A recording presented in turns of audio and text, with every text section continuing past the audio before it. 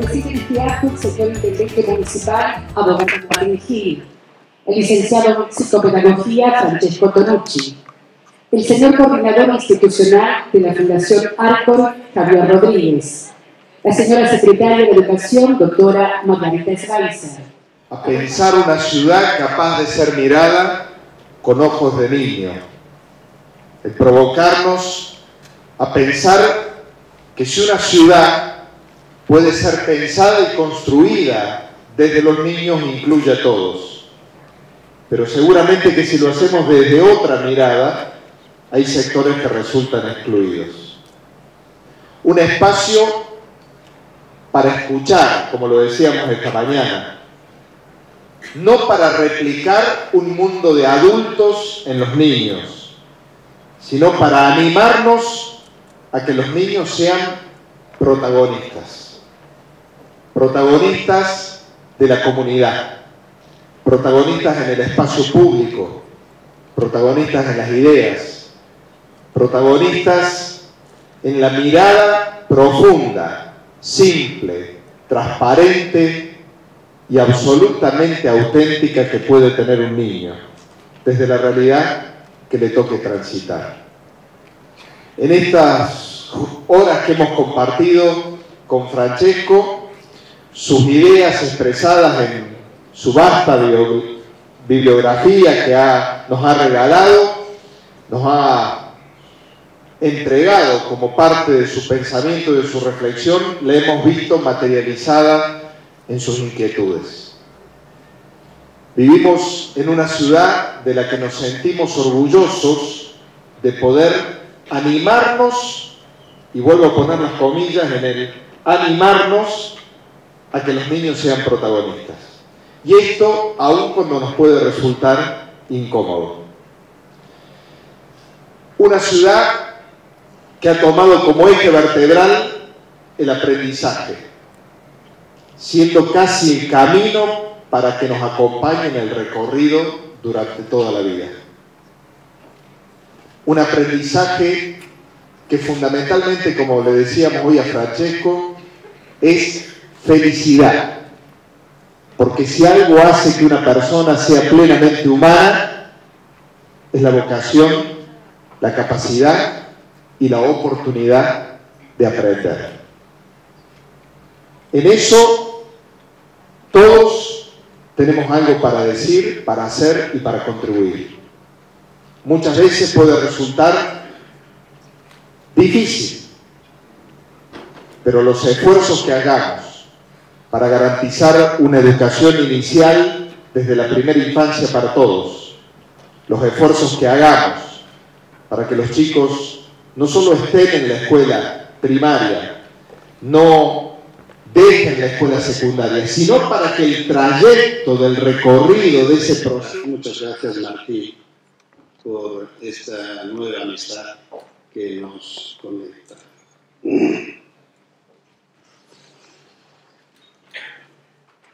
Esperemos que la tecnología nos ayude. Sí, decía que hoy lo hacemos de una manera especial, distinta de las otras, dando la palabra a Chin-Chin. Chin-Chin, Chin-Chin, vamos na casa da vovó depois da música? Vamos? Música, música. Da nossa casa até a casa da avó são 2 quadras. Para mim, calçada, ferragem, mercadinho e chegou. Para Valentim, pedrinhas, árvores, pedras soltas que toda vez tira e coloca, buscar encaixe. 2 ruas atravessadas para dar mão para mamãe. Poças d'água, pisoteia, alegra, refresca. Ai, que água suja, dizem uns. É água de chuva, meu caro. Ai, que delícia, apontam outros. Titi nem liga. Só pisa, pisa, pisoteia. Mas no percurso até a casa da avó, há também o que me parece mais valoroso para Tintim. Os 4 encontros, estabelecidos por ele desde o início, que nem sei precisar quando foi. Nesses eu só respeito e acompanho. Só olho e vibro. O primeiro encontro é com seu João, morador de rua e flanelinha daqui da rua, com quem o pequeno sempre conversa. Oi, meu amigo, vai passear? Blá, blá, blá, o pequeno a soltar beijos infinitos e abanar, abanar, abanar, até não mais enxergar. Quando seu João tá dormindo, Tintim passa sussurrando, falando baixinho em respeito ao sono do amigo.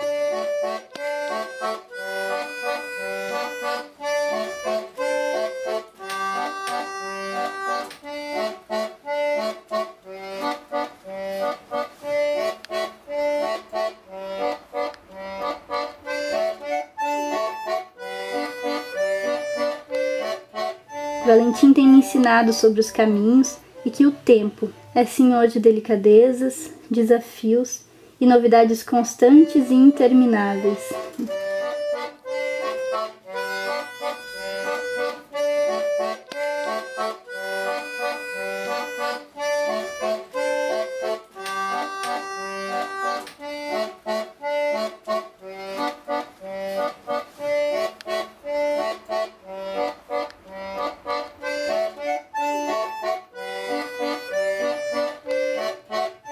O segundo encontro é com o Jorge, guardador de carros do restaurante da esquina, que, baiano como o pai, fica do outro lado da rua e todos os dias atravessa para conversar com Tintim, que o aguarda também diariamente ao vê-lo do outro lado.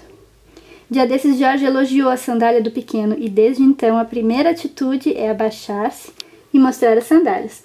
Tocas e olha para o amigo, que insiste: que lindas, muito lindas, que lindas, vamos ver, vamos ver.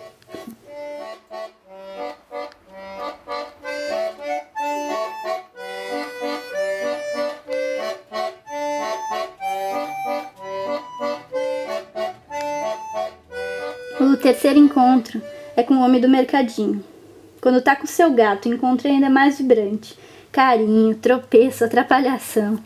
Mas quando não, o simples ver o amigo e jogar-lhe beijos já é suficiente para seguir em frente.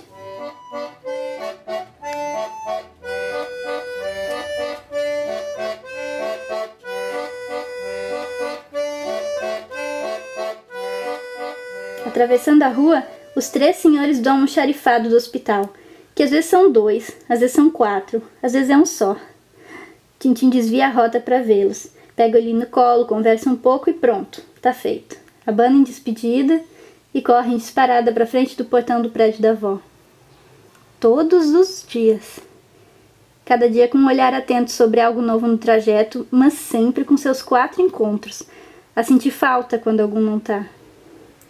Valentim tem me ensinado sobre os caminhos, caminhares e destinos, que o chegar não é mais valioso que a andança, que o encontro é precioso e necessário.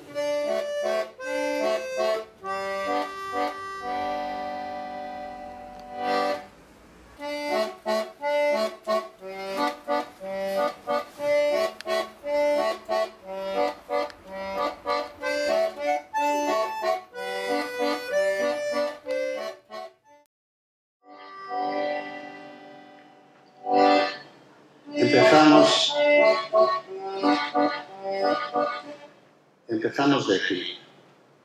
Empezamos de Timoteo, Tintín, este niño de 18 meses que puede recorrer su ciudad. Cada vez que lo veo, este video, yo pienso, ¿cuántas cosas harán pasado en la cabeza de este niño en estos 15 minutos? Menos de 5, pero probablemente su experiencia ha sido un poco más larga. Y cuántas cosas encontró, pensó, imaginó. Pensamos si el mismo recorrido lo hace en el auto de sus padres. Pensamos si el mismo tiempo lo pasa en una hamaca. Ahora voy a proponerle una manera distinta de la sólita. No voy a tener una conferencia ni solo a presentar dibujos, sino a mezclar los dos lenguajes en una fórmula que espero funcione. Y lo hago aprovechando, y espero que no parezca demasiado propaganda, los dibujos del último libro que salió, Los niños y las niñas piensan de otra manera.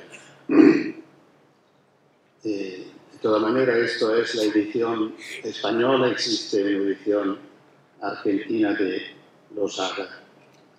Y por la portada de este libro elegimos esta viñeta que representa una frase verdadera de una niña argentina de Rosario, Victoria, de 10 años, que en un encuentro conmigo decía: la culpa de todo es de los mayores.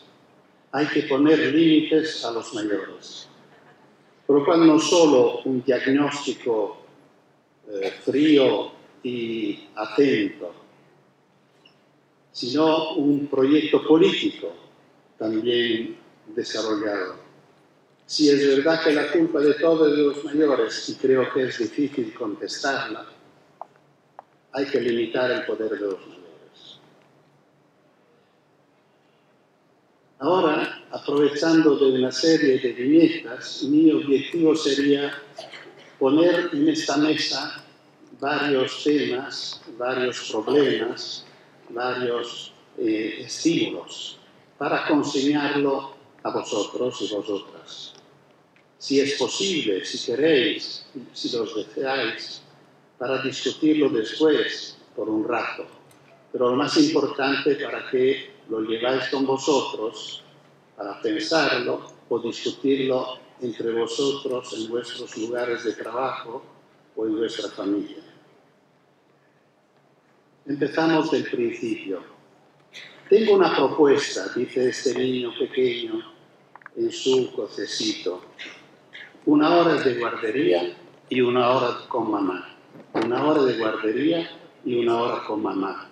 1 hora de guardería y 1 hora con mamá. Aparentemente es una propuesta loca. Ya sabemos que no podemos cumplir con esta.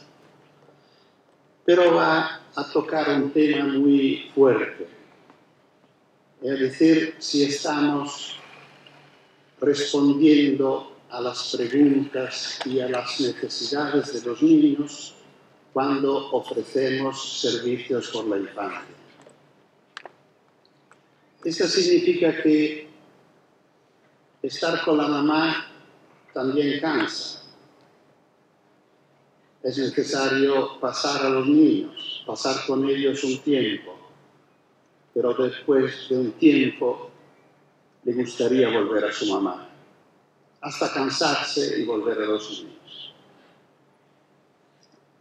No es para cerrar las escuelas infantiles o los servicios por la primera infancia, sino para pensarlo desde este punto de vista, sabiendo que tenemos que imaginar algo más que un lugar donde dejarlos. Luego volveremos a tratar este tema. Me gustaría ir a la escuela 3 días a la semana.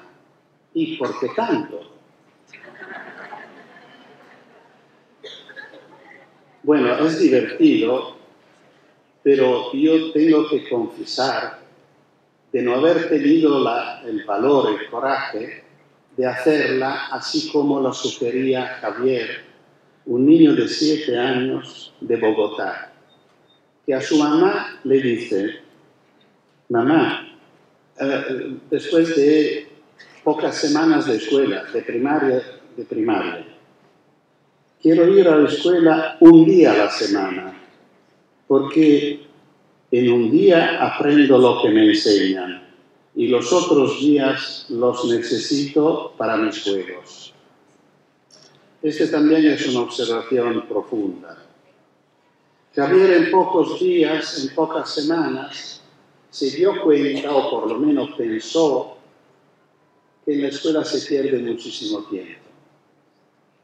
Y por esto se queda aburrida. Y por lo cual valdría la pena ir pocos días, por lo que enseña. Aquí se encuentra con la opinión de una persona que no era un niño, sino era un gran maestro para nosotros. Jerome Brunnos, por favor. Hoy nos salimos a recreo por lo que habéis hecho. Esto es un abuso. El artículo 31 de la Convención de los Derechos del Niño dice por primero que los niños tienen derecho al descanso. Son momentos en los cuales los niños se rebelan, se manifiestan, si dejamos suficiente libertad porque lo hagan. Y un educador atento allí puede aprender probablemente mucho más de lo que puede aprender en la clase.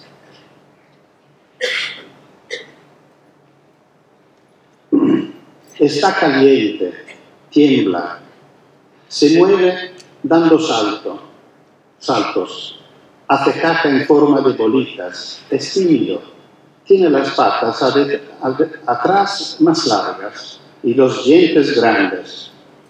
Venga niños, basta de jugar, que tenemos clase de ciencias. No sabemos qué clase de ciencia tiene que hacer la señorita. Podría ser que tiene que explicar la célula o la fotosíntesis clorofílica o el efecto invernadero.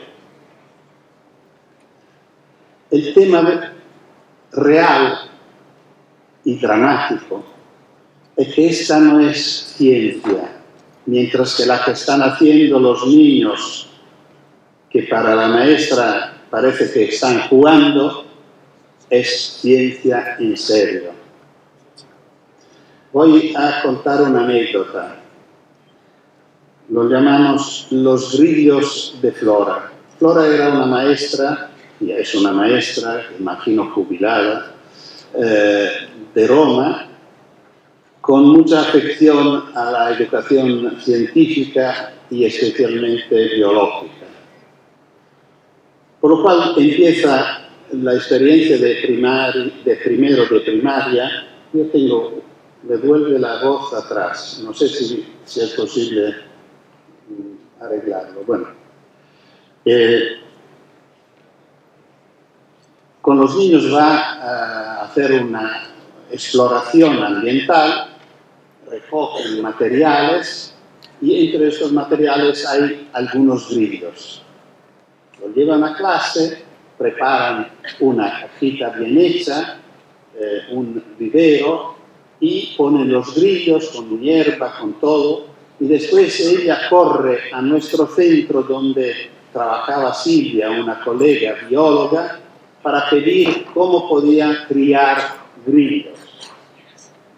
Mi colega le da todo lo que podía darle, lo que sabía, consultaron libros y prepararon un ambiente lo mejor posible. Y todos los días los niños iban observando y cuidando estos grillos, hasta conseguir un resultado que parece bastante raro, que los grillos se reproducen en cautividad. Pasa un año, pasan dos, las curiosidades de los niños aumentan, la maestra está desesperada, vuelve muchas veces a nuestro instituto y tampoco Silvia puede ayudarla porque sus competencias ya terminaron. Y le propone de ponerse en contacto con un grilliólogo, con un entomólogo que era especialista en estos insectos, de la Universidad de Pisa. La introduce y Flora empieza a escribir con sus alumnos a este profesor. El profesor contesta la pregunta de los niños.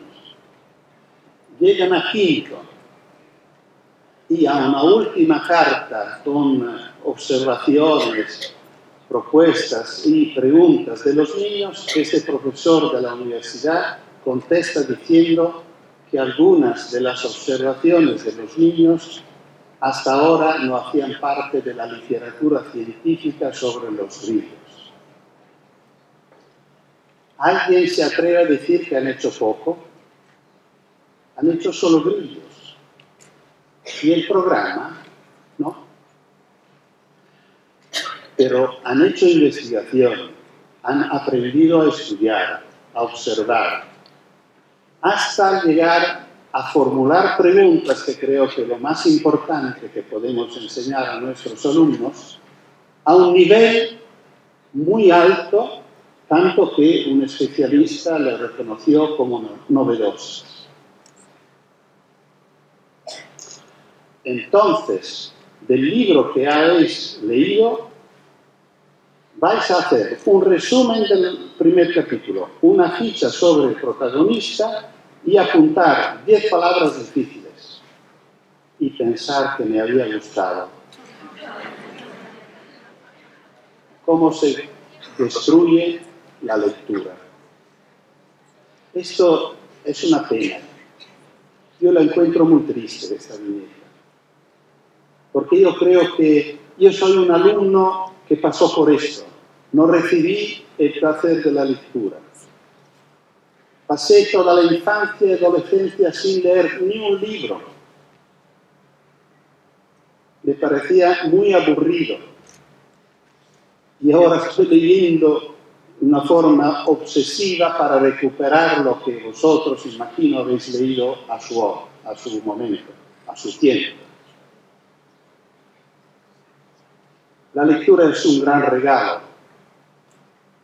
porque dentro de los libros está encerrado el mundo y a través de las palabras de los libros podemos vivir otras vidas.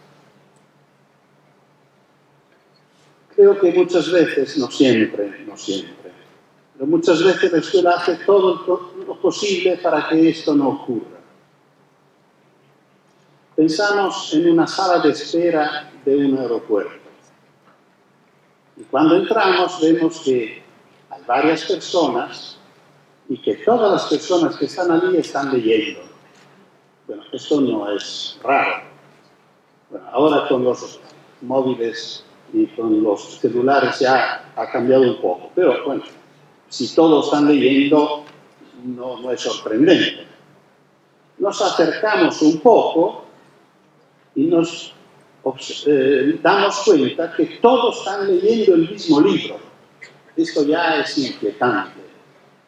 Si acercándonos aún más, vemos que todos están leyendo el mismo libro a la misma página, pensamos que estamos dentro de una película de horror. Esto en la escuela ocurre todos los días. Es muy común que un maestro diga a los alumnos: para mañana leéis de página 10 a página 15, que es un buen maestro que da pocos deberes. Y la mañana puede ser, es probable, que el maestro invite a un niño o una niña a contar lo que ha leído. Y todo lo han leído, todo lo saben. No se nota lo raro. Para notarlo, pensamos que vamos juntos a una película.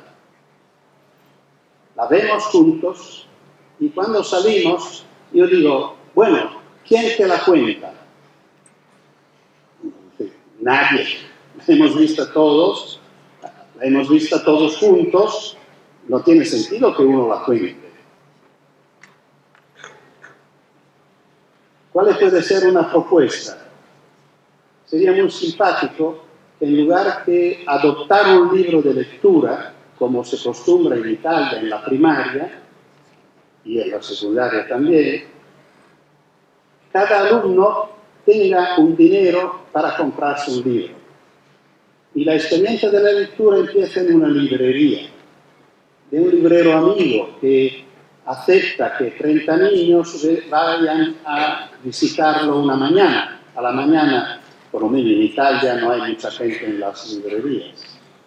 Y por lo cual el librero presenta el libro, los libros para niños, las distintas colecciones, los distintos géneros. Hay libros de amor, hay libros de aventura, hay libros de poesía, bueno, y presenta los varios géneros y tal. Y cada uno de los niños elige un libro distinto y se lo lleva a casa. Esto significa ofrecer la lectura como regalo,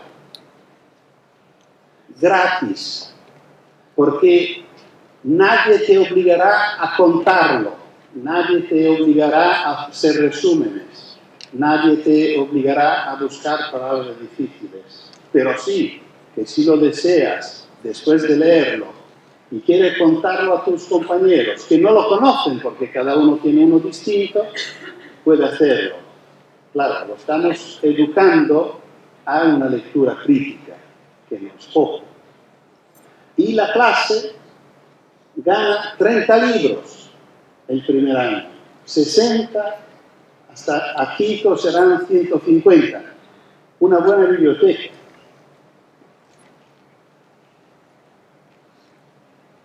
Sí, tiene razón. Abdullah es diferente. Dibuja mejor que nadie. Es evidente para todos que Abdullah es negro. Pero esto a su compañero no le interesa nada. Ser negro no es un elemento significativo. Lo que le nota es que lo que la interesa es que Abdul dibuja mejor que los otros. Aquí es el tema de las diversidades. Ayúdame, por favor.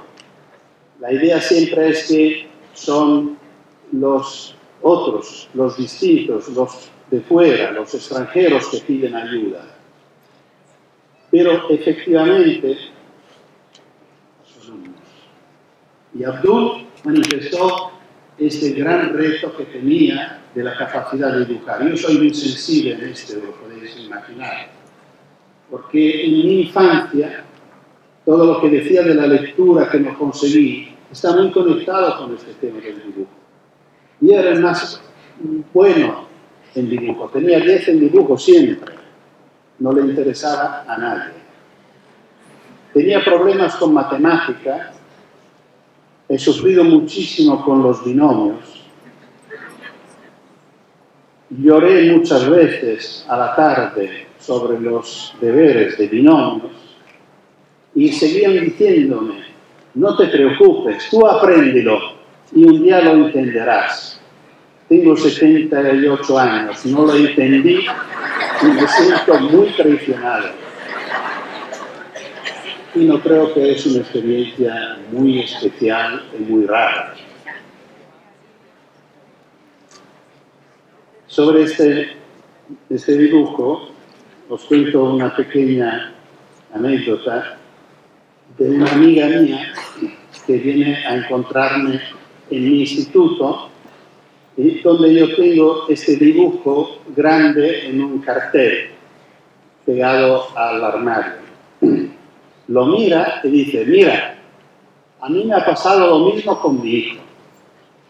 Estaba en primaria y como siempre me hablaba de su amigo Paolo, un día fue a la escuela y le digo a mi hijo, muéstrame tu amigo Paolo. Él me dice, sí, Paolo es lo que tiene la camiseta roja. Paolo era el único negro de la clase. Y a mí me ha hecho mucha gracia. No ha dicho, mira el niño negro, no. Porque esto, repito, para ellos no tiene ningún sentido. Por esto vale la pena escucharlos, porque sobre muchos temas son mucho más desarrollados que nosotros. Notan cosas más interesantes y dejan las cosas que no vale la pena tener en cuenta. Venga, así está un poco mejor. Bueno, esta no es una propuesta, no es la propuesta de dar la vuelta a las mapas. Pero es interesante pensar que no hay ninguna razón por qué el norte corresponda al alto y el sur al bajo. Y como el norte se identifica con la riqueza y el sur con la pobreza, bueno, en América no, en América es el contrario casi, pero en Europa sí, y esta viñeta un poco quiere sugerir a la escuela la idea que la realidad se puede ver en muchas maneras. Y no sería mal que a la escuela los niños aprendieran a ver las cosas de distintos puntos de vista. Es un poco el tema de la creatividad, que no significa hacer lo que quieres, significa cambiar el punto de vista, solucionar problemas de maneras distintas y no solo respetando las reglas.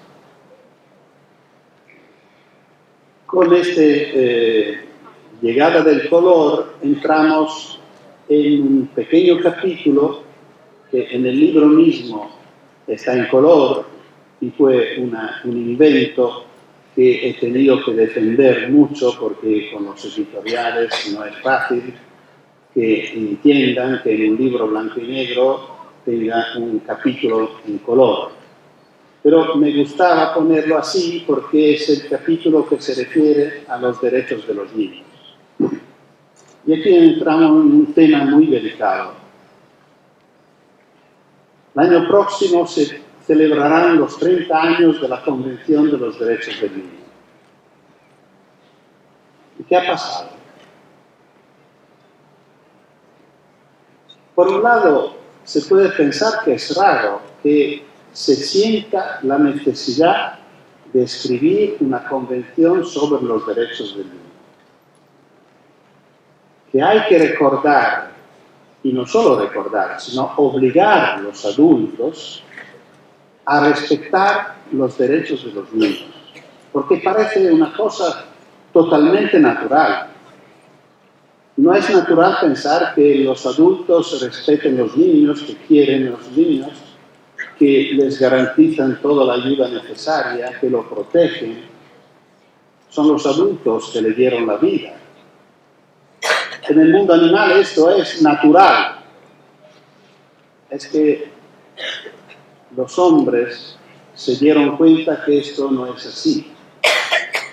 Y especialmente después de las 2 guerras mundiales, con todos los huérfanos que había, con la pobreza y con todo lo que los adultos hacían a los niños, a sus hijas, a sus hijos,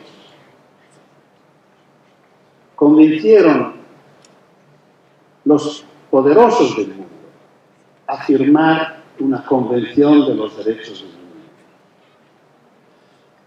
Una convención que por una larga parte recuerda, no solo recuerda, sino obliga a los adultos a los derechos que pueden considerarse naturales y fundamentales: el derecho a la vida, el derecho a la salud, el derecho a la alimentación, el derecho a la instrucción, el derecho al respeto, el derecho a no ser explotados ni sexualmente, ni por el labor, ni por las guerras, etcétera, etcétera.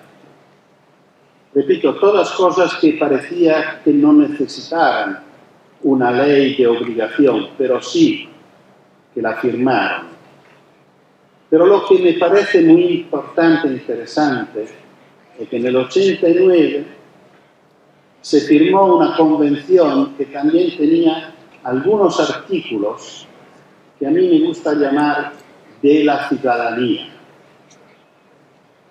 Es decir, se decidió y se reconoció que los niños no son futuros ciudadanos, sino que son ciudadanos, pequeños, pero ciudadanos.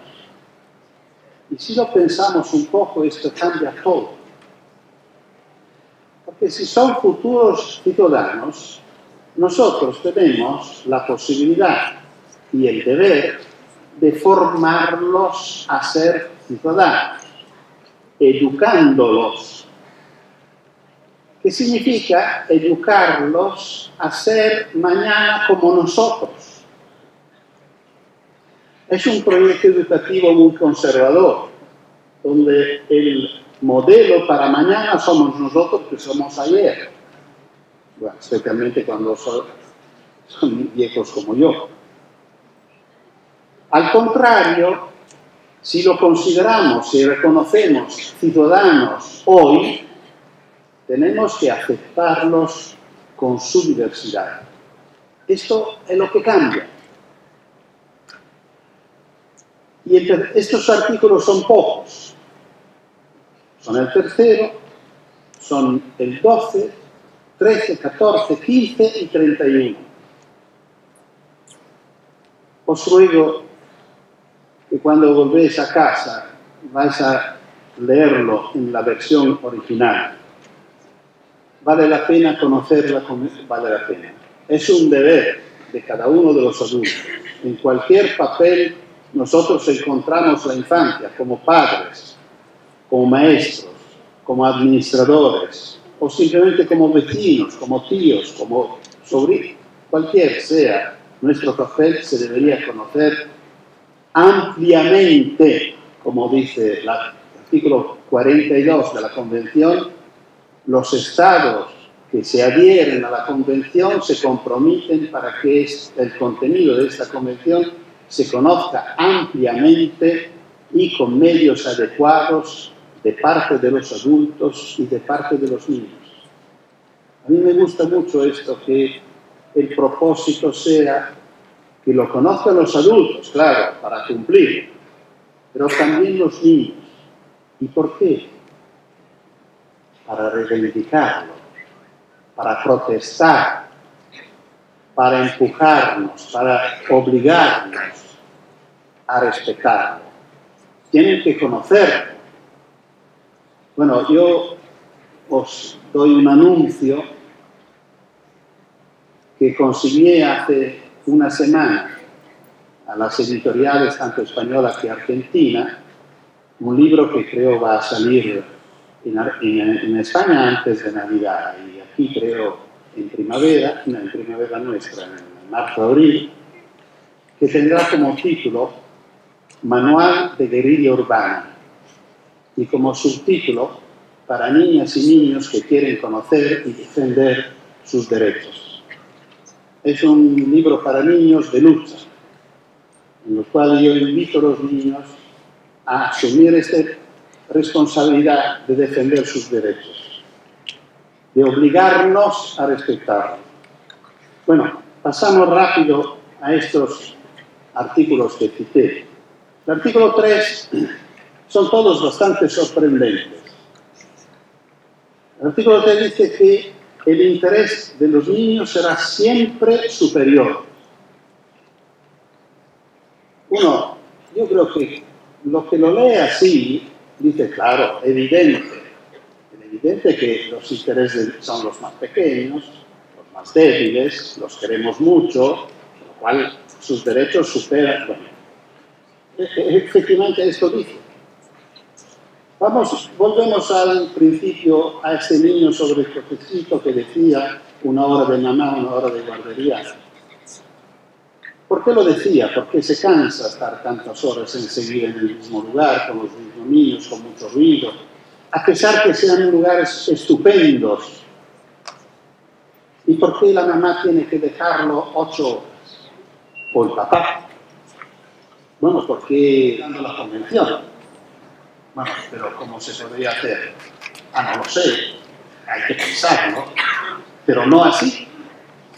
Es decir, si no coincide con los intereses del niño, no tenemos que hacerlo.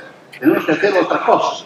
Me imagino que una propuesta podría ser que cuando nace un niño, las condiciones, las reglas, los contratos de trabajo cambian.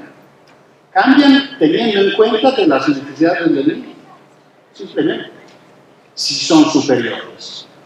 Si no, decimos que no es verdad. Nosotros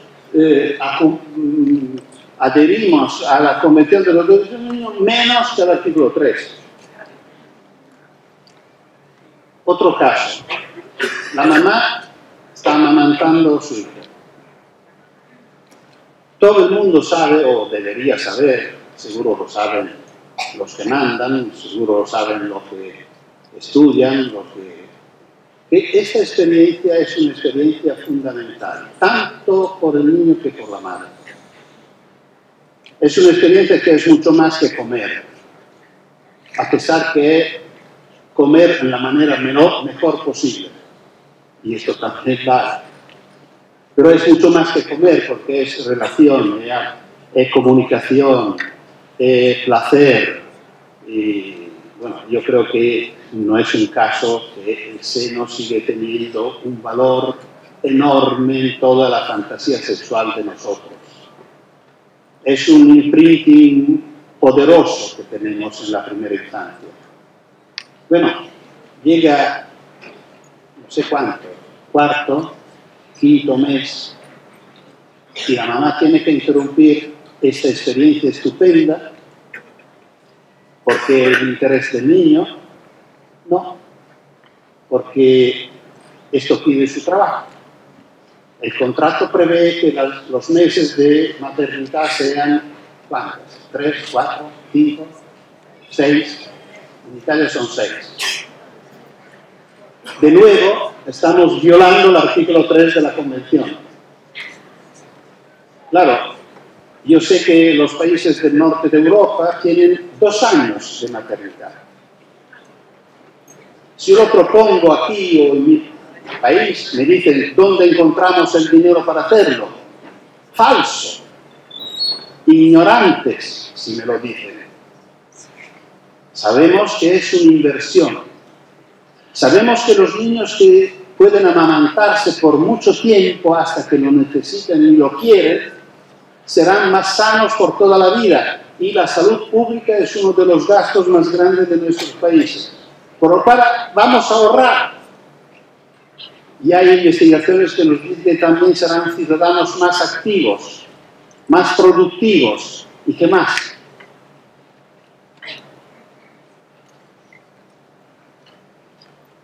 ¿Sabes que el artículo 3 de la Convención dice que el interés del niño siempre es superior? Ah, bastaría con que se enteraran el presidente, los ministros, los empresarios, los sindicatos, los alcaldes, los policías, los profesores y los padres. Es que no lo sabe nadie. Los que lo saben hacen de ficción de no saberlo. ¡Ostras! ¡Nos están escuchando! Aquí entramos en otro tema que aquí en nuestra ciudad, por suerte, es muy presente, el tema de la escucha de los niños. Aquí estaban presentes, no sé si han ido aburridos los niños que encontré entrando, y aquí no veo nada. Este es el artículo 12. Cuando yo lo leí la primera vez, he hecho un salto en la silla, porque no me lo creía. Dice, los niños tienen derecho a expresar su opinión cada vez que se tomen decisiones que los afectan. Y sigue diciendo, hay que tener en cuenta de las opiniones de los niños. Lo que yo pensé es que nosotros, los adultos, no tenemos este derecho. El señor intendente sabe que cuando en el Consejo Deliberante tienen que tomar una decisión, no tienen la obligación de consultar a los ciudadanos. Sería muy complicado y ya es complicado así, pero no lo tenemos. Pero a los niños sí. Está escrito así. Tienen derecho a expresar su opinión cada vez que se tomen decisiones que los afecten. Y esto debería ocurrir en todas las situaciones donde hay niños. En la familia, por primero, en la escuela. En la escuela solo se toman decisiones que afectan a los niños, que yo sepa. Por lo cual, una escuela, para ser legal, debería tener una estructura de consulta de los alumnos. Nosotros aconsejamos a la escuela de crear un consejo de alumnos con representantes de todos los niveles que se reúnen o semanalmente o cada 15 días con el director o con un profesor delegado del director para escucharlos.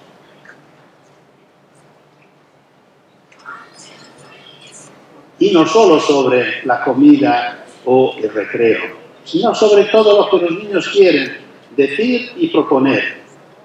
No significa hacer la escuela como la piden los alumnos, significa no poder hacer la escuela sin saber lo que piensan los alumnos. Y creo que sería una cosa muy útil por la escuela, porque la escuela se acercaría mucho a los alumnos.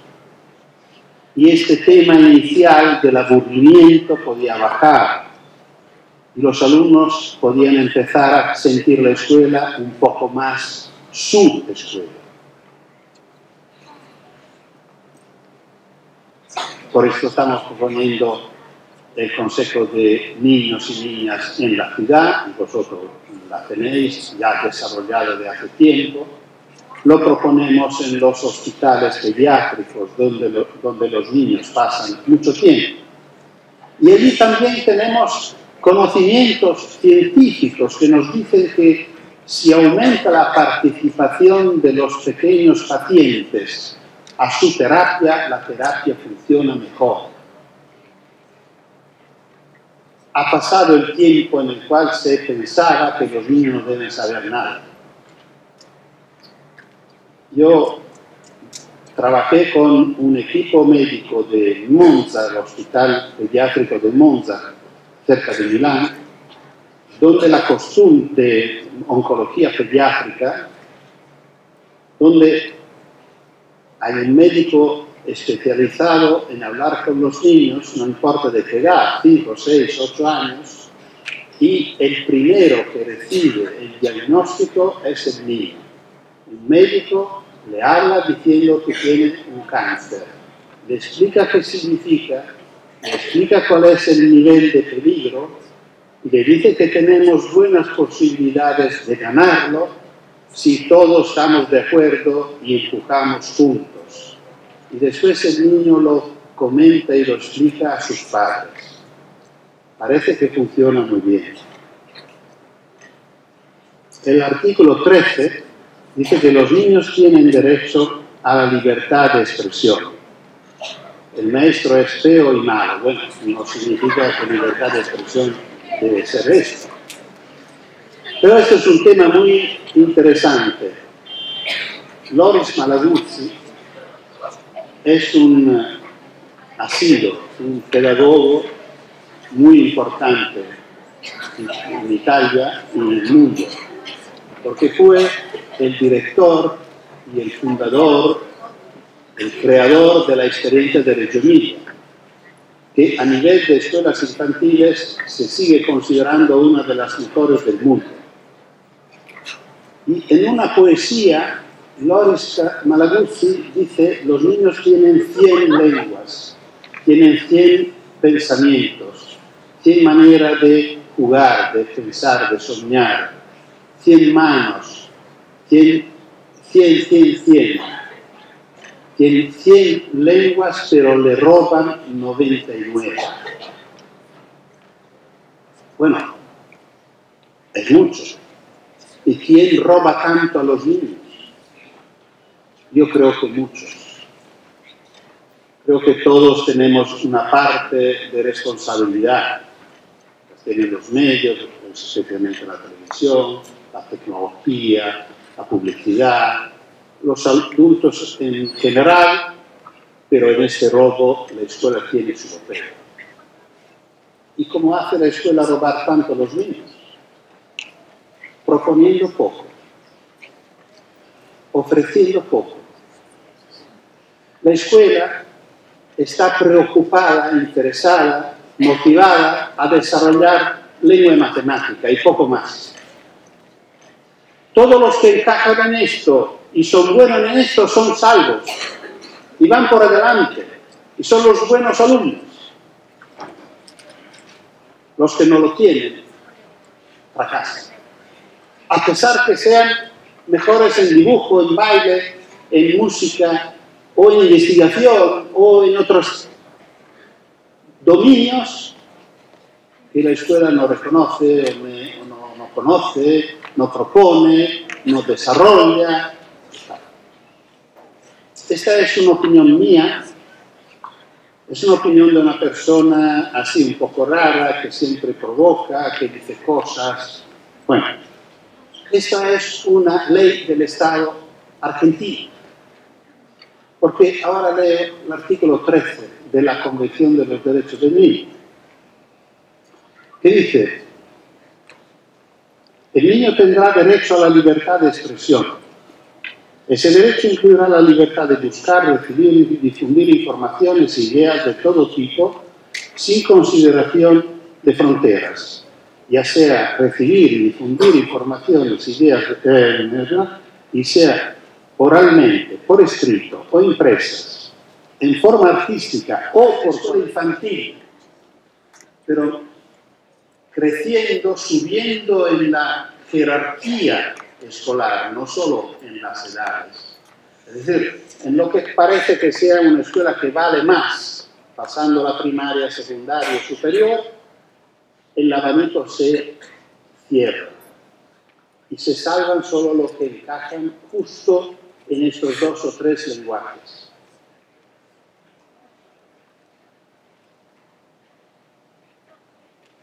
El artículo 15 también es sorprendente porque dice que los niños tienen derecho a la libertad de asociación. Este niño dice: me conformaría con poder salir de casa, que es complicado pensar de asociarse sin salir de casa, o salir de casa solo por la mano de un adulto. Asociarse, niños acompañados, me parece un poco ridículo. Y vamos al último, al artículo 31 de la Convención de los Derechos del Niño, que dice que los niños tienen derecho al descanso, al tiempo libre y al juego.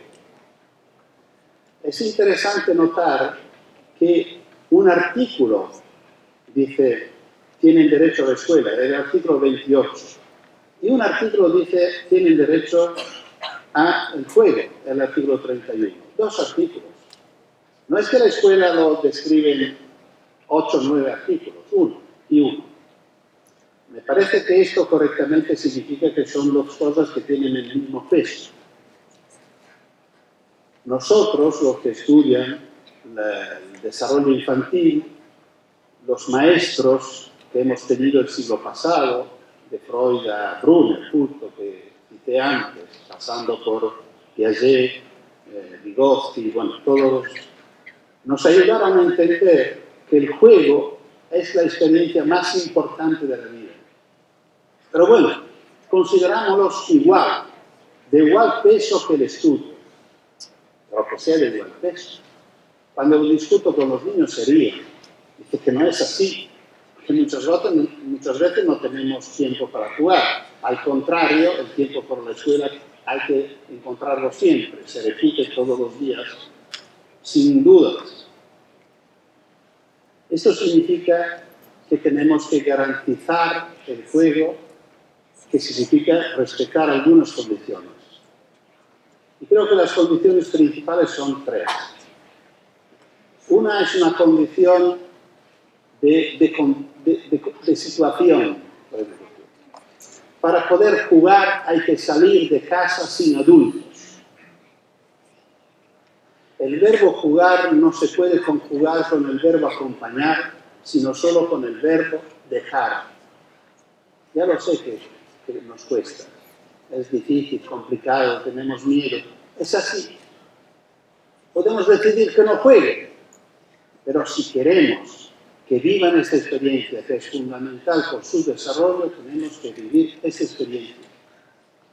Y si hay algo que lo impide, tenemos que sacar lo que lo impide, pidiéndolo a nuestro intendente, haciéndolo nosotros, pidiéndolo a la escuela, movilizando el mundo adulto porque el mundo infantil pueda vivir lo que necesita.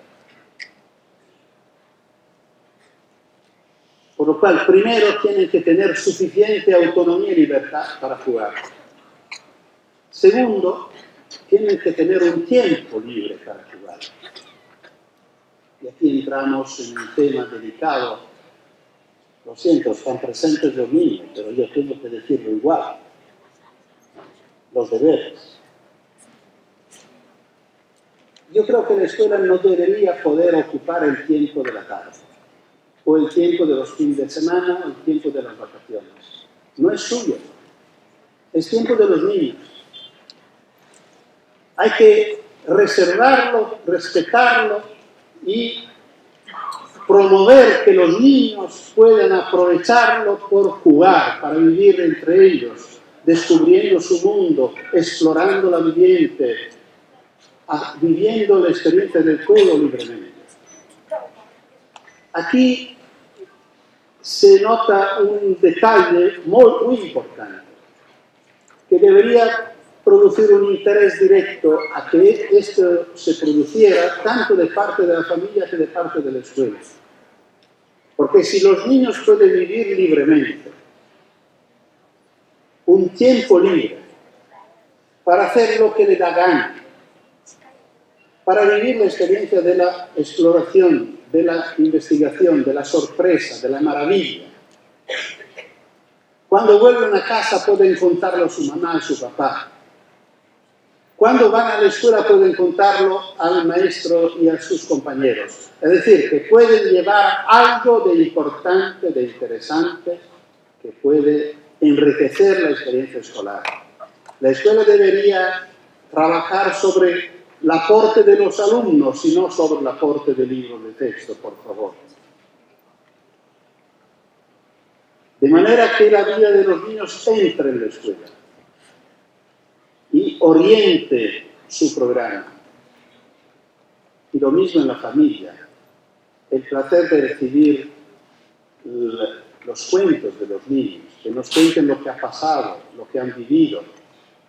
Dice, pero quizás si me cuentan todo, no cuentan todo, seguro. Especialmente si han vivido bien. No todo se puede contar. Si pensamos en nuestra infancia, ha pasado lo mismo. Pero es bella, es una relación rica, donde hay cosas que se pueden contar, otras cosas que se contarán más tarde, probablemente, si lo merecemos. Y por tercero, tiene que tener un lugar para jugar. Ah, sí, esto ya lo hemos resuelto, porque hemos hecho esos jardines para niños. Oh, no es esto. Al contrario, estos jardines con hamacas y toboganes no tienen nada que ver con el juego. Yo creo que han nacido porque son recientes. En mi infancia no había. Es un invento de la política, porque es un estereotipo, que significa es un símbolo.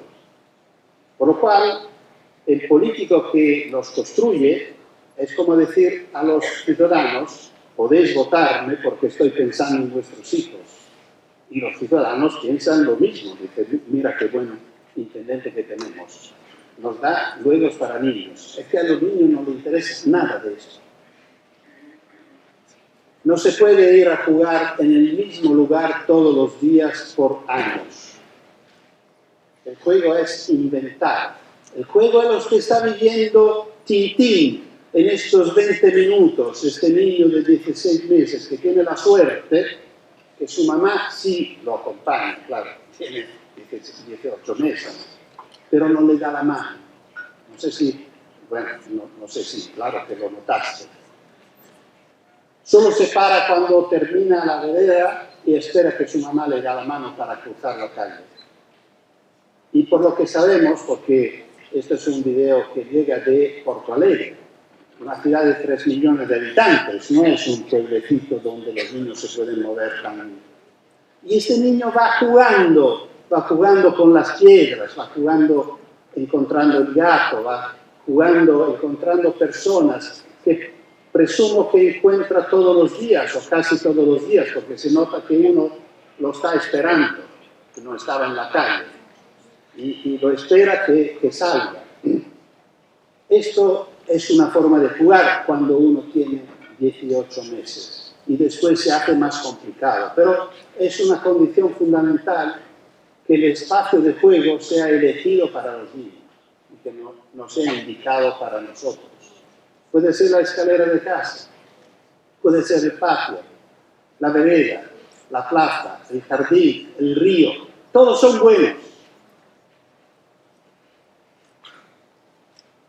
No debería ser prohibido utilizarlos. Da pena pensar que, por ejemplo, en Italia hoy casi siempre la escalera de casa es un lugar prohibido al juego y nadie lo utiliza porque hay ascensores. En mi infancia era un lugar especial de juego y cada vez que pasaba alguien teníamos que desmontar el teatro, la clase o el mercado, que eran tres de las cosas que se hacían muy bien en una escalera, para dejar pasar la gente. Había más tolerancia en la gente y también en nosotros, que teníamos que desmontar y remontar todo. Bueno, termino esta y paso a las últimas dos viñetas contándole una anécdota que me ha encantado de una niña de, no sé si tenía 9 o 10 años, que escribe a su intendente en un pueblo de Italia que se llama Malnate, cerca de Varese, que es una provincia del norte de Italia, del Veneto. Esta niña escribe: querido alcalde, mira que habéis puesto los bancos del parque al revés, porque lo habéis puesto que mira hacia el parque, de manera que cuando mi abuelo me acompaña, me mira mientras que juego, y yo no lo soporto.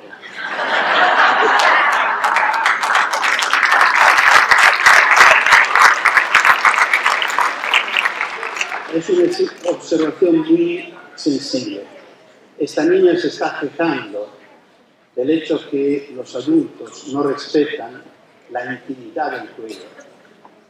Y por esto, elaborando esta idea y agradeciendo a esta niña, dibujé esta viñeta. Cuando jugáis vosotros, lo hacéis de noche y a escondidas. Y donde jugamos nosotros, incluso ponéis bancos por el público.